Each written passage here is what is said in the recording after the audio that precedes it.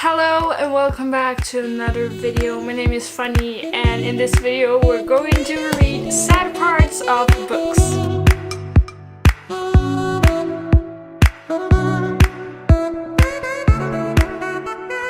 So before I start, I just want to say that yes, I've gotten a haircut and done some you see that I'm kind of blonde in a bit. Anyways, in this video we're going to read sad parts of books. I've picked out 5 books here that I know have sad parts in them and sad parts that have got me really emotional. So obviously there are more books that have gotten me sad, but I picked out 5 strong ones and 5 that people probably have read or can listen to. So I have 5 books. I have Lord of Shadows, Crooked Kingdom, They Both Die at the End, Champion, and Tales of the Shadowhunter Academy. If you have not read any of these books, this might not be the video for you since I will spoil every book. I will read parts from the middle of the book in every book. So yeah, if there are just 1 to 2 books you have not read in all these 5 books, I will make it easy for you because when I talk about a book, I will have a picture of it. So either way, you can mute your device you're seeing this on, or turn off the volume, and then when the book disappears, I have finished talking about that book. So either way, you can just mute your phone or your device until that book you haven't read disappears, or you can just go forward in time until that book that you read. So yeah, you choose yourself, but that is how we will do, and let's just get started with this video. Also, yeah, I am not at my bookshelf today. I had to be down here instead, but I hope that's okay. But yeah, let's get started with this video. Before I start, I also want to say that I am not a person who can cry easily, as I've said in other videos, so I might not cry, or I will probably not cry rereading this, but it will hurt in my soul. So yeah. So the first book I'm gonna read is Tales from the Shadowhunter Academy. I will obviously not read the book. I will just read the sad moment in this book that I thought was very sad. And it is the moment when George Lovelace died. That was a horrible moment. So let's just read this. So the sad moment in this book is on page 645. So let's just go there. I will just start to read. It says, the consul said the traditional words. George swore his oath of loyalty to the Shadowhunters without hesitation. Drew in a deep breath. Then Jean Tilly raised the mortal cup as if giving a toast. Slainte or something, he shouted, and as his friends broke into indulgent laughter, he took a slug. Simon was still laughing when the screaming began. The room fell dead silent, but inside Simon's mind there was still a siren of pain. An inhuman, unearthly scream. George's scream. On the days George and the consul were engulfed in an impossible flash of blinding darkness. When it faded away, the consul was on her feet, the silent brothers already by her side, all of them peering down at something horrible. Something with the shape of a person, but not its face and not its skin. Something with the black veins bulging through crackling flesh. Something with the mortal cup still clenched in its rigid fist. Some with their writhing, crumbling creature with George's hair and George's sneakers. But in place of George's smile was a tortured, toothless rictus leaking and something too black to be blood. Not George, Simon thought furiously as the thing stopped jerking and trembling and fell still. And somehow, in Simon's head, George screamed and screamed. So I feel so empty. Oh my god, that was not fun to read. Obviously, there were more to the chapter that was sad, you know. If you continued like 2 more pages, you got to see Simon running towards George, and you know, just it hurt so much. George was such a great person. I loved him so much. Like, he was my favorite character, and it really had me shook when he didn't turn into Shadowhunter, you know, because he was so obviously good at everything, you know. And then, yeah, wow, how horrible. Let's move on. I don't even want to think about it anymore. The next book I'm gonna read from is Champion, and this sad thing is on page 322 in my book, at least. Okay, so I'm gonna read a part of page 322 and a part of 323. So first we have, I love you, he whispers, like, this is day to you. Can you stay a while? He says something else, but his voice trails off so quietly that I can't make out what it is. No, you can't. Like, she's thinking that. His breathing grows shallower. I can tell that he is fighting to stay conscious, that with every passing second, his eyes have more and more trouble focusing on me. For a moment, Day tries to look at something behind me, but when I glance over my shoulder, there is nothing there but an open sky. I kiss him again and then lay my head against his. I love you, I whisper, over and over again. Don't go. I close my eyes. My tears fall on his cheeks. I look desperately around us. My vision blurred with tears, and everything is a smear of blood and smoke, light and ash. All I can hear is screaming and gunfire and hatred, and I am so tired of the fighting, so frustrated, angry, helpless. Tell me there is still good in the world. Tell me there is still hope for all of us. Though an underwater whale, I feel hands on my arms pull me away from Day. I struggle stubbornly against them. Pain lances up my injured shoulder. Medics bend down over his body. His eyes are closed now, and I can't see him breathing. Images of Matthias' body flash back on me. While the medics try again to pull me away from Day, I show them roughly away and scream. I scream for everything that has gone wrong. I scream for everything broken in our lives. Okay, that was like as beautiful, as horrible, as... Oh, so we all know... Oh my god, wait. Whew, I just got goosebumps. Gosh, I really have to reread the Legend trilogy. That is the best series ever. But... So after this, Day is operating his brain. Oh my god, I remember so little. Yeah, I think that is what he does. And you know, he doesn't have his memory. So, oh yeah, that's so horrible. Now we are gonna read from Crook Kingdom.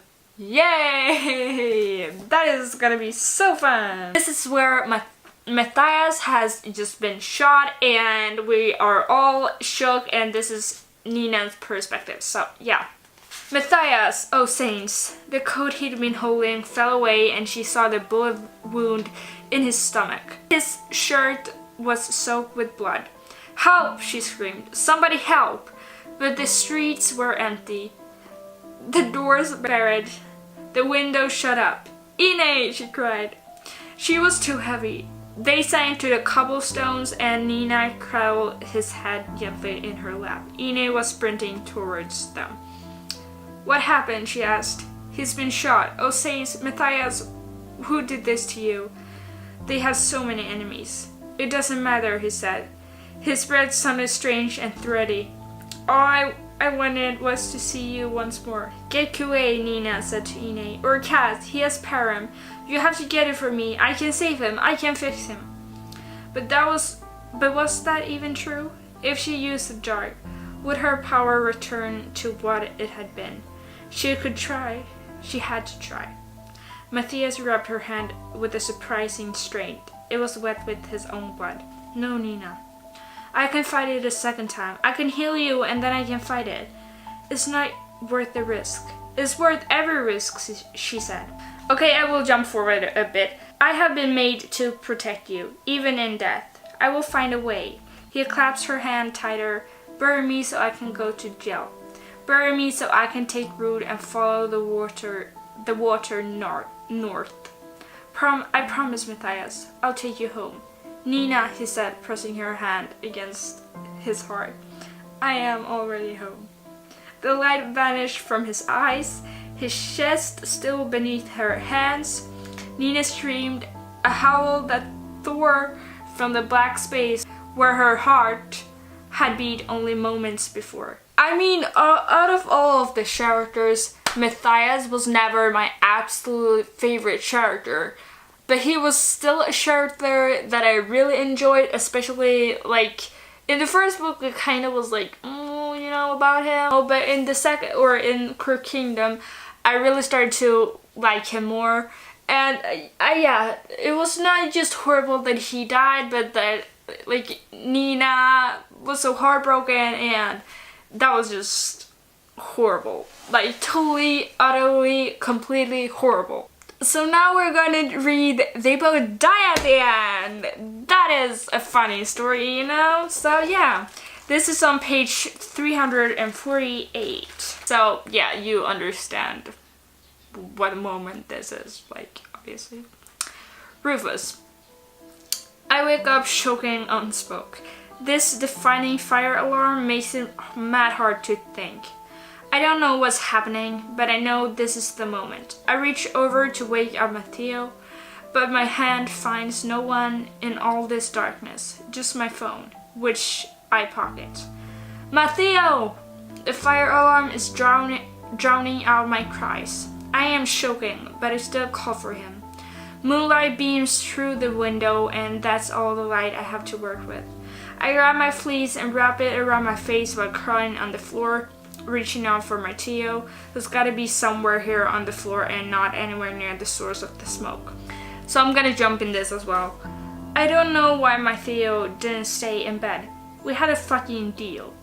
I don't know what the problem Stowe was having, but if I know Matteo, and damn it I do, I bet he was doing something nice for us. Something that absolutely isn't worth his life. I'm about to run into the kitchen when my foot connects with something solid. I drop to my knees and grab whatever it is, and it's the arm that was supposed to be around me when I woke up.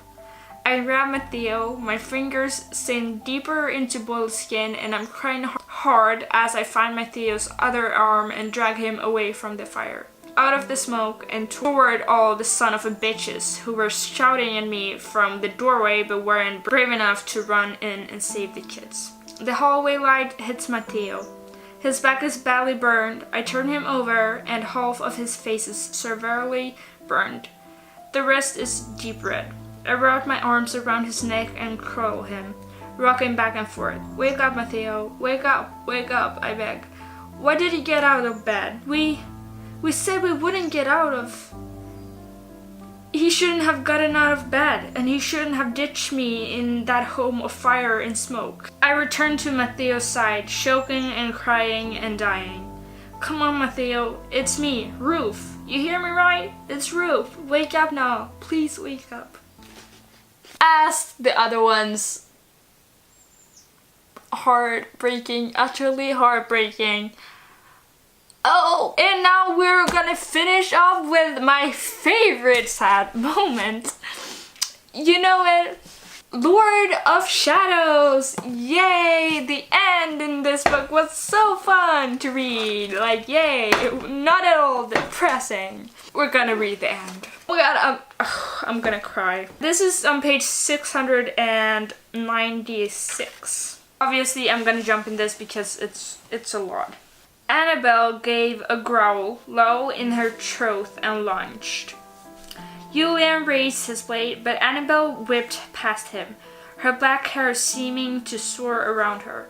Her feet left the ground, and for a moment she was truly beautiful. A shadow hunter in full flowering glory, just before she landed lightly on the wooden floor at the daisy's edge and drove her jagged, broken half-blade into Liv's heart. Liv's eyes shut wide. Her mouth formed an O, as if she were astonished by the discovering something small and surprising, like a mouse on the kitchen counter, an overturned vase of flowers, a broken wristwatch. Nothing huge, nothing terrible. Annabelle stepped back, breathing hard. She no longer looked beautiful. Her dress, her arm, was soaked in red and black. Livy raised her hand and wonderingly touched the hilt protruding from her chest. Her cheeks flared red. "Ty," she whispered. "Ty, Her knees went out from under her. She thudded hard to the ground on her back. The weight was like an ugly massive insect fastened to her chest. A metal mosquito sucking the blood that ran from her wound. Red mixed with the black of the sword spilling across the floor. In the aisle of the concert hall, Ty looked up, his face turning the color of ashes. Emma had no idea if he could see them through the teeming crowd, see his sister, see what had happened. But his hands flew to his chest, pressing over his heart. He pitched to his knees, soundlessly just as Livy had, and crumbled to the ground. Julia made a noise. It was a noise Emma couldn't have described, not as human a sound as a howl or a scream. It sounded like it was ripped out of the inside of him, like something brutal was tearing through his chest. He dropped the long sword Livy had risked so much to bring him, fell to his knees, and crawled to her, pulling her into his lap.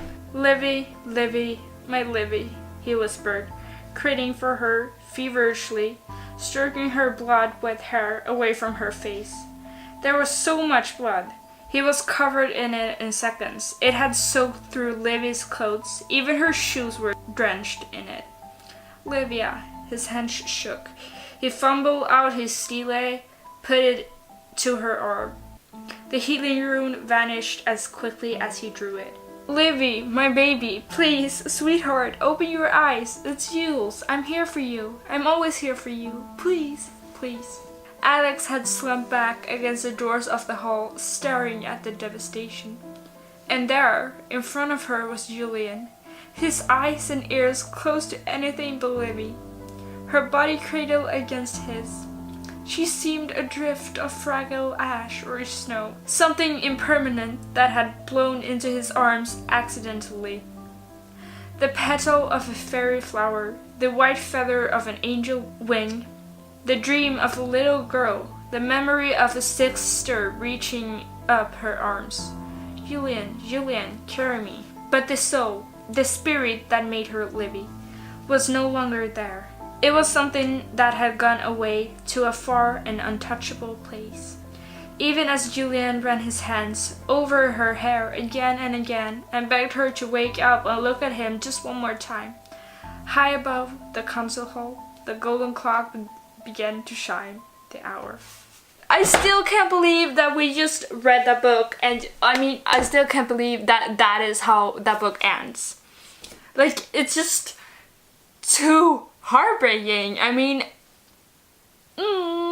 Cassandra is the best person ever to write heartbreaking scenes, but wow, that scene is just so emotional in every way.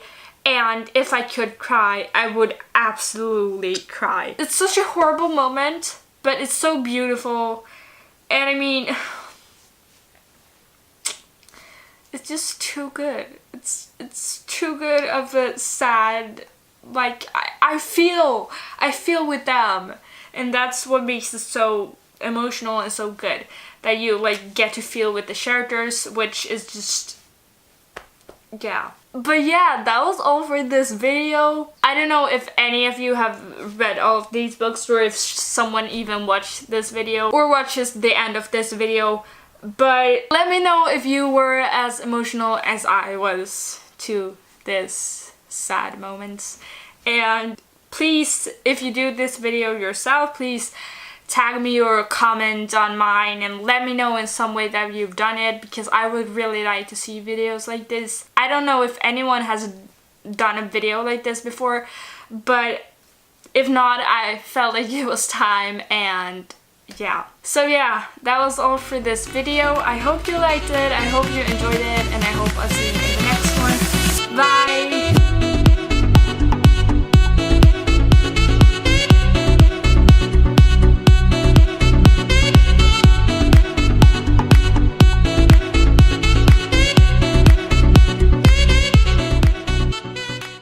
let's all pray for the beautiful twins, Livia and Ty, from the Dark Archfighter series. They're amazing, oh my god.